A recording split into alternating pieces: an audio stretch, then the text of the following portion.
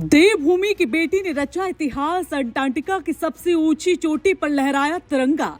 उत्तराखंड की बेटी की ऐतिहासिक फतह। माउंट विंसन पर भारत का परचम। बर्फ, तूफान और -50 डिग्री। हौसले ने हर चुनौती को दी मात। अल्मोड़ा की कविता चंद। दुनिया के सबसे कठिन शिखर पर भारत का नाम रोशन।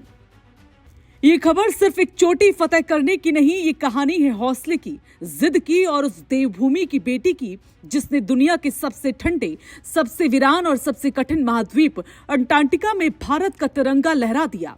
उत्तराखंड की बेटी अल्मोड़ा जिले की रहने वाली कविता चंद ने इतिहास रच दिया। 40 साल की कविता चंद ने अंटार्कटिका की सबसे ऊंची चोटी माउंट विंसन पर सफल चढ़ाई कर भारत और उत्तराखंड का नाम पूरी दुनिया में रोशन किया है।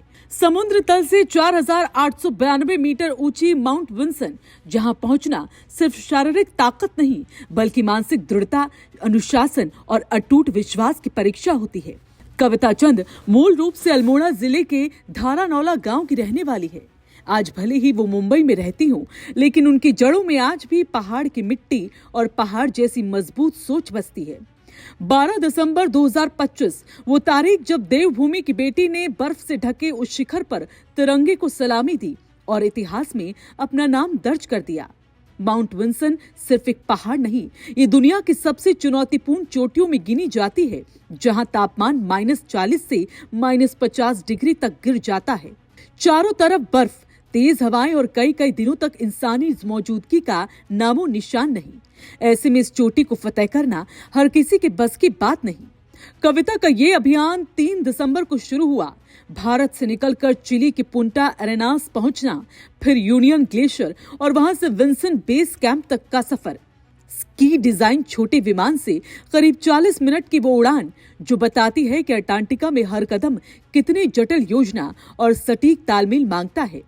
इस पूरे अभियान का नेतृत्व किया दुनिया के मशहूर high altitude guide Mingma David Sherpa ने। भारत दल को सहयोग मिला अनुभवी पर्वतारोही भरत थमिनेनी और उनकी एक्सपेडिशन कंपनी बूट्स एंड क्रैम्पटन का। 9 सदस्य भारतीय टीम सटीक प्लानिंग, उचित एक्लिमेटाइजेशन और मजबूत कोऑर्डिनेशन के दम पर अंटार्कटिका की जानलेवा परिस्थितियों को मात देती हुई शिखर तक पहुंची। इस कामयाबी के बाद कविता ने कहा कि माउंट विंसन के शिखर पर भारतीय तिरंगा लहराना शब्द से परे एक एहसास है। मुझे उम्मीद है कि ये उपलब्धि पेशेवरों को ये विश्वास दिलाएगी कि फिटनेस, महत्वाकांक्षा और करियर तीनों एक साथ आगे बढ़ सकते हैं। कविता चंद सिर्फ पर्वतारोही नहीं, वो एक एंड्योरेंस एथलीट भी हैं। मैराथन रनिंग में उन्होंने अपनी एक अलग पहचान बनाई। दिल्ली और मुंबई हाईरैक्स 2025 प्रतियोगिताओं में अपने आयु वर्ग में विजेता रह चुकी Kavita Abbott world marathon major 6 star challenge की 6 में से 3 मैराथन भी पूरी कर चुकी हैं। कविता की कहानी और भी खास इसलिए क्योंकि उन्होंने एक स्थापित कॉर्पोरेट करियर को छोड़कर फिटनेस और खेल को पूरी तरह अपनाया। मीडिया क्षेत्र में काम कर चुकी कविता ने 2024 में एक बड़ा फैसला लिया और अपनी जिंदगी को पूरी तरह फिटनेस और चुनौतीपूर्ण लक्ष्यों के नाम कर दिया। 2017 में दौड़ना शुरू किया, 2024 में पर्वतारोहण अपनाया और देखते ही देखते दुनिया की सबसे कठिन चोटियों में से एक को फतह कर लिया। मां बनने के बाद भी कविता का ये सफर रुका नहीं बल्कि और मजबूत हुआ। आज कविता चंद उन तमाम महिलाओं और पेशेवरों के लिए प्रेरणा बन चुकी है जो जिम्मेदारियों और सपनों के बीच संतुलन तलाशते हैं।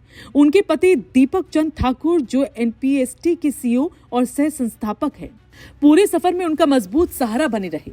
उत्तराखंड की पहाड़ियों से निकलकर अंटार्कटिका की बर्फीली चोटियों तक देवभूमि की बेटी कविता चंद ने ये साबित कर दिया कि अगर हौसले बुलंद हो तो दुनिया की कोई भी ऊंचाई दूर नहीं। ये सिर्फ एक चोटी की जीत नहीं है, ये आत्मविश्वास, अनुशासन और सपनों की जीत है।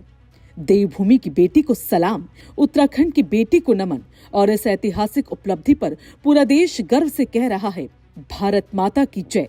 अगर आपको ये कहानी प्रेरणादायक लगी हो तो वीडियो को लाइक करें, शेयर करें, कमेंट में अपनी राय जरूर लिखें और ऐसी ही प्रेरक कहानियों के लिए हमारे चैनल को सब्सक्राइब करना न भूलें।